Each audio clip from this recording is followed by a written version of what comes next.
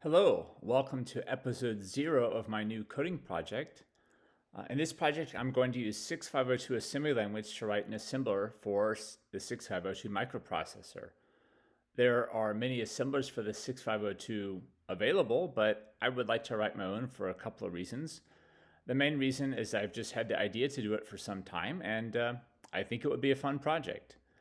Another thing is that I have some particular preferences and things that I would like for my assembler to do, which are different than what currently existing assemblers provide, at least different from those that are on the Apple II platform, which is what I'm going to be using.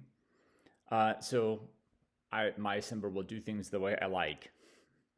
The development platform I'm going to be using is the Apple IIe computer, which I'll be using native tools in the Apple IIe to write my code and to assemble it and to test it. I'm not going to cross-assemble, and this is because I'm pretty familiar with the tools available for the Apple IIe, and they are powerful enough to do what I want to do. And my assembler is going to run on the Apple IIe, so I can just begin the development on that platform. I'm going to be using an existing assembler to write my own assembler, and hopefully, when I get my assembler going, it can do the bare minimum. I can just switch over to that, and my assembler will assemble itself. Although I'm going to be using an Apple IIe emulator here, as you see on the screen for development, my assembler will be mostly machine independent. Only the I/O will be Apple II specific, and that will be a pretty small part of the code. For anyone who is interested in 6502 development but not familiar with Apple II as a development platform, I'll describe the development environment very quickly before I talk more about my plans for this project. This is the emulator called Virtual 2 by Gerard Putter. It's a Macintosh application. It's emulating an Apple IIe with 128 kilobytes of RAM, running ProDOS, which is Apple's primary disk operating system for the 8-bit Apple II computers. And you see, I've just booted ProDOS. I can reboot again. There you go. I'm booted into ProDOS. And of course, I'm running at a high speed. The emulator is not running at native speed. I'll just real quick, here's native speed reboot. All right, well, it doesn't take that long either. Anyway, back to high speed now. ProDOS gives us a hierarchical file system, but there's not much of command line. This basic interpreter is the only command line you get, and it's kind of annoying. I can switch to 80-column mode by doing this. I can see which files are in the current directory, like this. So I have the ProDOS itself. I have basic.system, which is the basic interpreter. I have copy2, which is a copy program. I have some subdirectories labeled O, S, and M. My volume name at the top here is just A, and my subdirectories are called O, S, and M because it's all very short and easy to type. I can change the current directory. For example, I'll change to, by using the prefix command, I'll change to the directory called O. Okay, and if I catalog now, you see I have some stuff in there. I have a file called orca.system, orca.host, and a bunch of directories: system, languages, libraries, utilities, macros, and things like that. Okay, I can't actually run programs from this basic interpreter, but I can't give any command line arguments. And anyway, the basic interpreter is not that useful, and I want command line arguments, so I'll be using the Orca system, which is why I have that here. The Orca command line environment, which is by Mike Westerfield. It's a command line environment. It has an assembler. You can install other languages and stuff like that, but I'm just going to be using the assembler. So now I will launch the Orca environment, and then we'll just not worry about basic in the future because we don't care about that. All right, so I've just launched Orca. It has set some directories to places that are here. So it has a text editor, assembler, everything I need to bootstrap my own assembler. Okay, and here I also have the command catalog to see which files are there, and there they all are. So what I want to do now, that's the basic environment. What I want to talk about now is the language that my assembler will accept. Of course, it accepts assembly language, but it accepts my own personal preference or take on how assembly language will be entered. So let me bring that up. There it is. I've written this document based on the Unix Assembler Reference Manual by Dennis Ritchie, which is an ancient program which was written probably in 1969 or 1970 for the PDP-11 computer. Of course, that computer had only 64 kilobytes of RAM or less. So the assembler is quite small, and my assembler will be very similar to that assembler because I think it works very well. So my code will be completely independent, though it's not based on the PDP-11 Unix assembler by Dennis Ritchie. Just the documentation is based on it because my assembler will work very similar to that assembler. All right. So there's a lot of stuff here, and this file will be stored in. There will be a link to this file in the description for the video, so you can grab the file and read it if you wish, and see how my assembler will actually work, what language it will accept. Okay, so let me bring up the Orca editor, the editor for this environment here, and just so I can type in some examples of things that I want my assembler to be able to do, okay? The most basic idea is that the assembler accepts statements, and usually each line is a single statement, although there is a provision for multiple statements on a single line. Each statement can produce object code, which is a sequence of one or more bytes, which is emitted to the output file. If, for example, I want to insert a byte with a certain value in the object code, in my assembler, the statement would just be the ASCII representation of the number. So if I just type, for example, the byte with the value 100, I just type 100.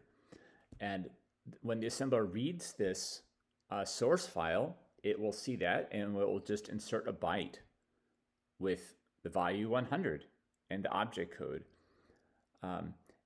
And there will be ways to ensure that like if I want the byte to be 2-byte value with the value of 100, then that will be possible as well. But by default, it will just generate 1 byte. If, for example, I wrote, say 500, then that has to be stored in 2 bytes. So by default, that would then insert 2 bytes into the object code with the value 500.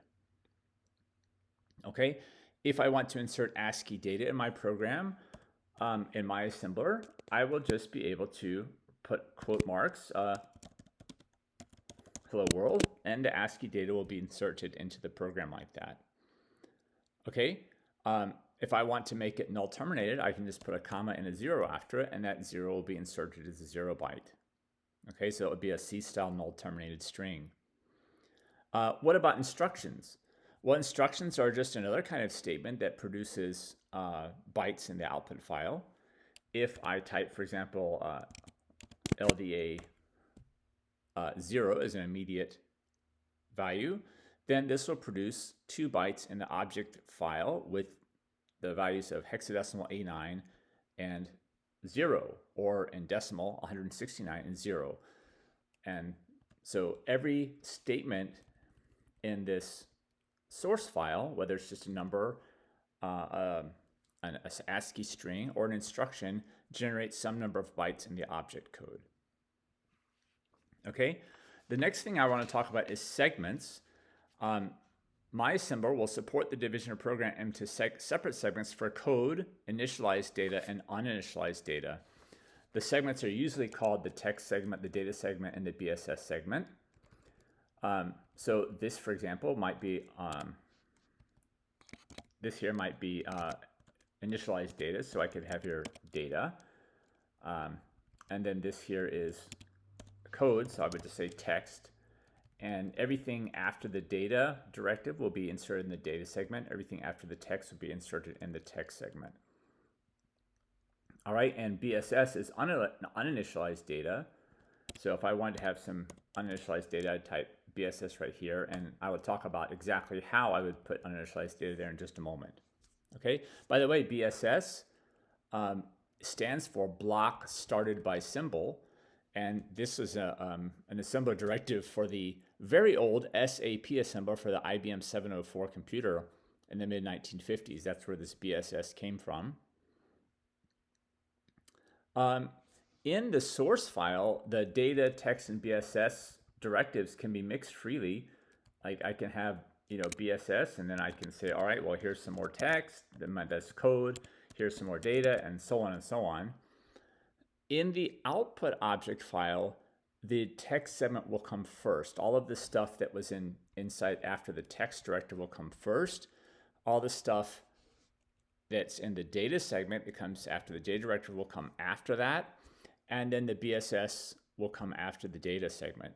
And actually, there's not necessarily a reason that you have to include the BSS in the object file itself, because it's uninitialized. You can just store how much space the BSS segment is supposed to occupy and, have that be allocated or cleared out, zeroed when the program begins. Okay? But regardless of the names of these segments, you can put code in the data segment if you want. You can put data in the text segment if you want.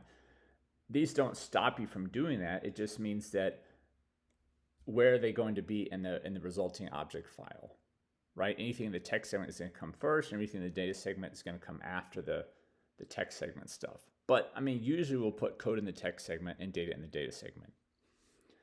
All right.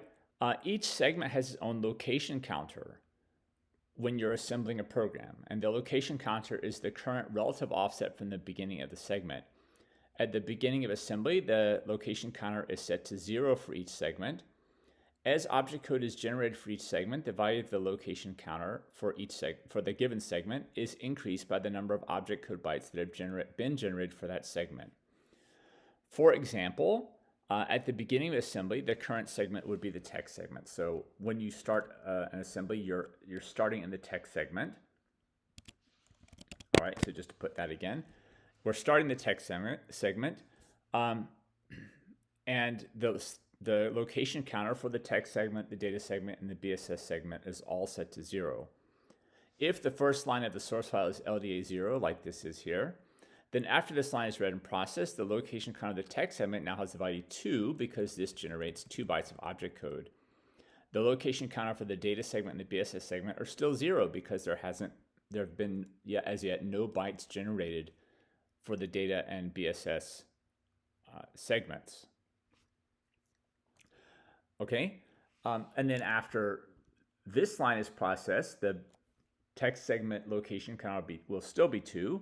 The data segment location counter will be 1. After this line is processed, now the data segment location counter will be 3. The text segment location counter will still be 1, and the BSS location counter will still be 0. The location counter always has the name dot. And so in my code, right, if I just have a line with a dot on it, like this, dot, okay, then the current value of the location counter, in this case of the text segment, is inserted into the code here as a 16-bit value with the low byte first and the high byte next. So in this case, well, let's just put it here instead, okay? I'll put it there. So in this case, after assembling this line here, the location counter of the text segment is 2. So this dot will insert the value 2 as a 16-bit value into the object code. That 16-bit value would be a 2 byte followed by a 0 byte. There's low byte first, high byte next, right? So that 2 will be inserted as a 16-bit value into the object code, and at this point now, then the location counter, the value of dot will now have been increased to 4. These 2 bytes plus these 2 bytes. Okay, so from now on, I'm not going to say location counter, I'll just say dot. So dot means the location counter for whichever segment you're in at the moment. And the value of dot, it can be used in arbitrary arithmetic expressions like any other symbol. The most common use of dot is just to add something to it. So for example, here in the WSAS segment, I can say dot equals dot plus 4. I've just increased the value of dot by 4.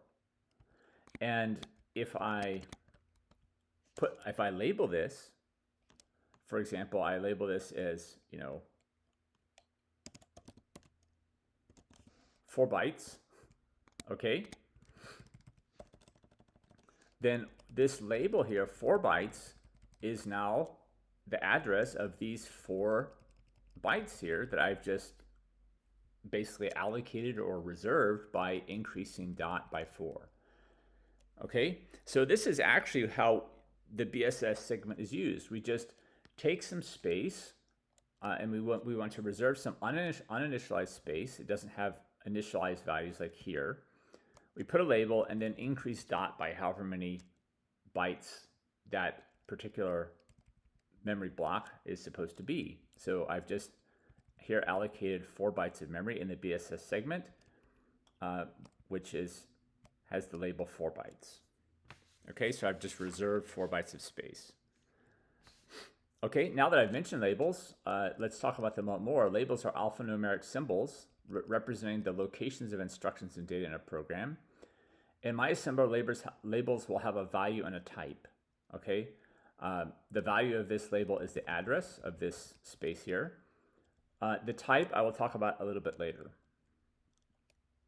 Okay, so suppose that I go here and I put a label here, like, I don't know, target. Okay, so I have a label, and I follow in my assembler. I kind of messed up here. Labels will be followed by a colon. And a lot of assemblers, you don't have to put a colon after it, but there will be a colon after every label in my assembler. Okay, so from here, for example, I could say jump target, and that will cause a jump to this place right here, to the label target. Okay?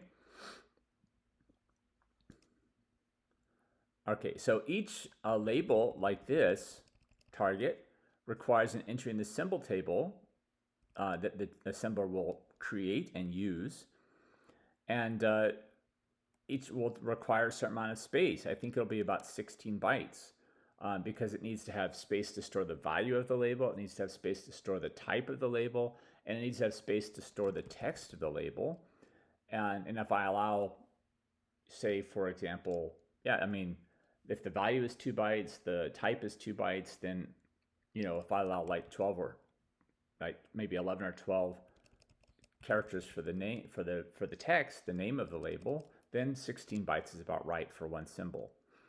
So if I have too many labels, the assembler will run out of space to store the labels in the symbol table. So for that reason, pretty much every assembler gives you a way to make temporary labels that are not saved in the symbol table. Okay, and so in my assembler, I will follow the precedent by this by the Unix assembler, and my temporary labels will just be numeric labels. That is, they will have a numeric identifier, not a name, and they will be written just like this, like 1 with a colon after it. Okay, I write a digit from 0 to 9 followed by a colon. Here I use 1. I can refer to this label in any source statement that occurs in front of the label by saying like 1F. 1F means the one which is after this statement. Okay, that's the closest one label in the forward direction. Okay, if this is just a no-op, for example. Now, if I want to refer to this label from some other place, for example, I'm going to do a branch if not equal, and I want to go up to this label, then I do 1B. So the first label 1 in a backward direction. So that will go here. And I can have another 1 label here. I can use as many as I want, right? And this one here, because it's the first one in the forward direction, will refer here. And because this is the first one in the backward direction, it will refer here. Right? If I then had here 1F, this is going to go to the first one label in the forward direction, that is to say right here. Okay, and these numeric labels are kind of useful in the sense that, like, it's really hard to think of names for all these labels that you have if they have to be a name as some sort of text, right? I very often make my label names something like, you know, if I have a subroutine called do it, it'll be like do it 0, do it 1, do it 2, do it 3, do it 4, something like that.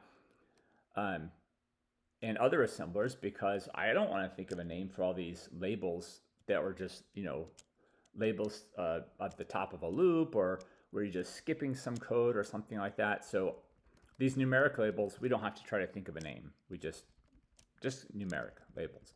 Also, a lot of other 6502 assemblers have this issue where you have like some sort of real label like target, which is you know, global and be saved forever. And then you have local labels. And then the next time you have a real label, all of those local labels in there are not accessible because they've been thrown away.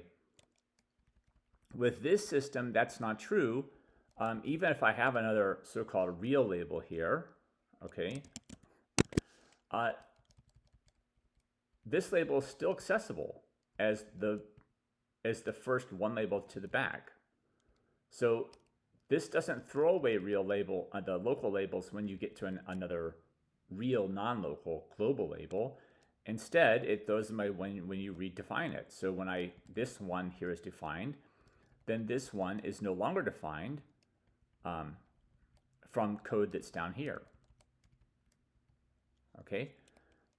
So anyway, that's how that works. As I said, my labels will have a value and a type. The type is really about whether or not the label is an absolute number or an absolute value, or I should say whether the symbol is an absolute thing. Like if I want to define a symbol, I can say mynum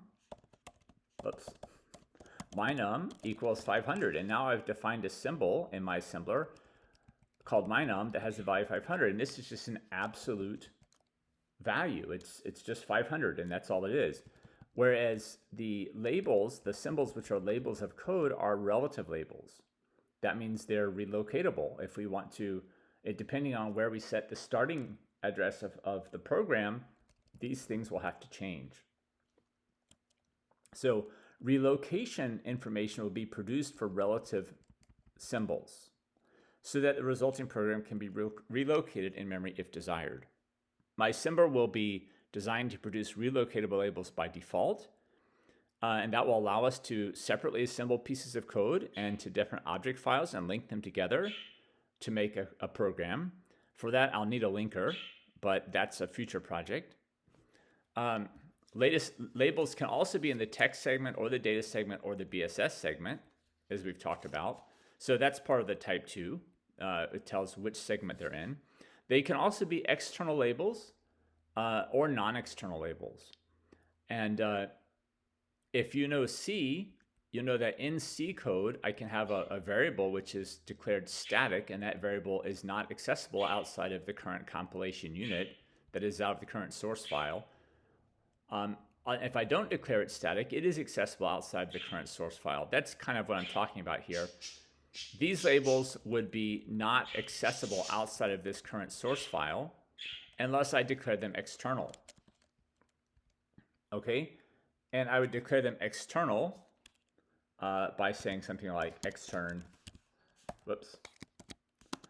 real. And that would say that this is an external label and it will be available outside this source file for linking. So basically, we have the situation of labels which are local labels, but they are not, I mean, they're local to this source file, but they are not temporary labels. We have these numeric temporary labels, and then we have labels which are accessible outside this source file. They can be seen by the linker and can be used by other source files, and that's what the extern statement is for. We could also have undefined labels which are extern. Like suppose I have a routine called print num. Now I don't have print num defined anywhere in this source file, but I'm here saying this is a file, a name, a label, which you have to get from the linker. So if I have extern print num, but it's not defined in this source file, then that means that the object file has to be linked. You have to use, the linker will have to provide the value for this label later on.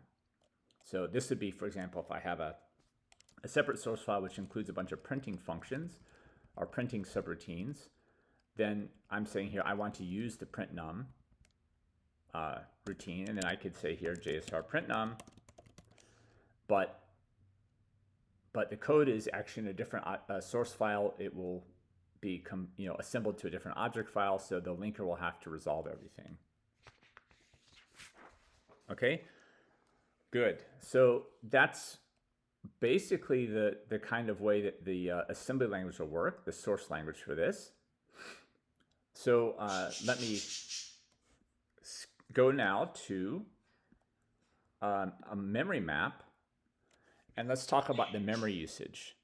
So the Apple II, like any other 6502 processor, has a 64 kilobyte address space.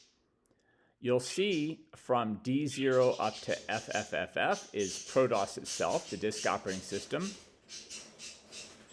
I have some birds going crazy, making a bunch of noise over there.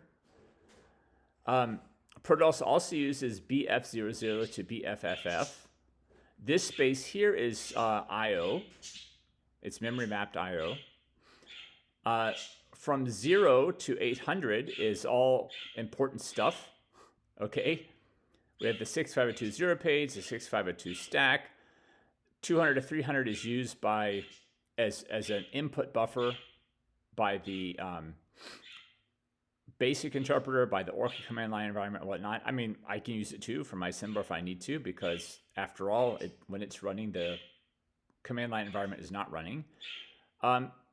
This area right here, this 256 bytes says drivers. There's actually a little bit of free space there, but I don't care too much about it. This is the text screen is located in this space.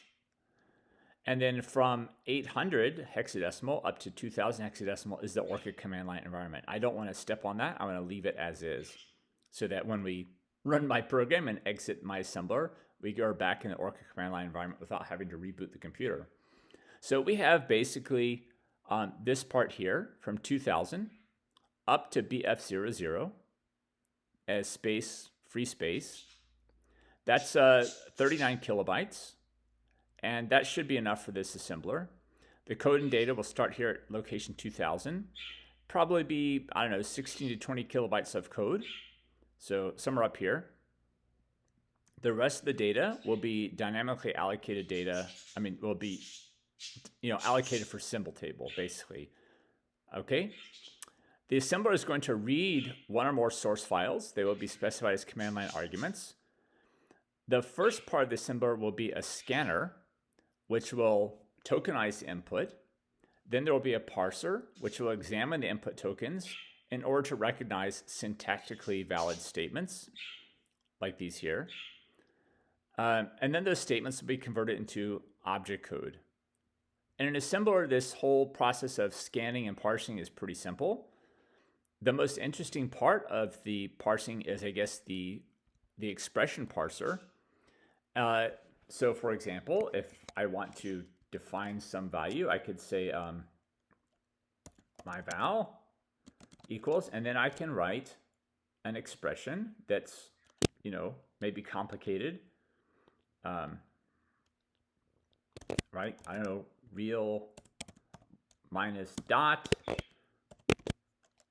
times 2, right? Shifted right by 2 spaces. That's all kind of dumb, but whatever. I can do kind of C-like expressions, and they will be parsed and evaluated correctly. I'll do that with a recursive descent expression parser to allow, basically arbitrarily complex arithmetic and logical expressions, just like you would see in the C language or other high-level languages. As I said, I will also need some dynamically allocated memory for the symbol table, so I'll have a very simple dynamic allocation scheme for allocating memory in this space. I won't have to free anything, so I don't have to worry about taking care of freeing memory and reducing fragmentation and all that stuff. I'm just going to allocate, allocate, allocate, allocate, and until either I'm done assembling the program or I've run out of symbol table space, in which case we just throw an error and die. The symbol table will actually be in two parts. The main part will be for these textual symbols like this, so take about 16 bytes for every symbol. And then the second part will handle this stuff here. We do have to keep a small amount of information for these temporary labels, so they do take up some space. I mean, it could be done, this information can be stored in a file and then read back in, but that just seems kind of slow. So I would just store it in memory. But instead of 16 bytes, it will require maybe just kind of on average 2 bytes for each one. Okay, so it'll use a lot less space. So using these temporary labels saves space in the symbol table. The symbol table for the text stuff here, I'm going to have just, I think, a hash table with linked lists going off the hash table to resolve collisions. The Unix assembler that I'm kind of modeling my thing after uses a hash table where collisions are just search the next location on the table. They just start, scanning through the table to find the next empty slot. But I think for myself, I'd rather just have a linked list off of the hash bucket to handle symbol table collisions. I mean, hash table collisions. I'm not sure how many slots I'll put in the hash table, maybe 100 or so. The hash algorithm itself is going to be super simple. I'll probably just add up the bytes and like do a mod or, whack off the high bits to make sure it fits. Because it'll work. It won't be great, but if for whatever reason I want to, I can always go back and replace the hash algorithm with something better. As I said, the symbols themselves will be dynamically allocated. It'll be 16 bytes each, probably. And as I said, also the symbol table entry will have the name of the symbol, that is the actual characters that make up the symbol, the segment it's in, it's whether it's absolute or relative, whether it's external or not, and the value. Okay? Good. And like I said, then there will be like a type of linked list which holds the information of the current addresses referred to by label 1, 2, 3, 4, 5, 6, 7, 8, 9, and so on like that. Okay, so I think that's about all I have to say as to how this thing will work. One last thing I should mention is that when I'm writing my code, I'm not going to be really working hard to make optimized 6502 code because that just takes time. And, I guess it was Donald Knuth who said, premature optimization is the root of all evil. So what I will do is I will just, try to write the code so that it works. And if it later can be improved to make it shorter or faster, that's great, but it's not my primary concern. Also, I intend to write all of the entire assembler in live coding sessions, which I will record and put on YouTube. There will perhaps be occasion I'll bring in some previously written code. For example, I have some routines I've done before for 16-bit arithmetic that will be necessary for the expression parser. I'm not going to try to just recreate my division and multiplication routines from scratch live. I'll bring those in. But I will explain that code when I get there. So if you're watching along and want to know how it works, you should be able to understand. So that's it for now. The next episode will be episode 1, part 1, in which I will begin writing the assembler by trying to collect some command line arguments. So I want to be able to get the command line arguments and have them in an array of pointers to each of the command line arguments, which will represent the names of the source files to be assembled. So that will be episode 1, and if it sounds interesting to you, then I hope you will join me and watch me write that code. Goodbye for now.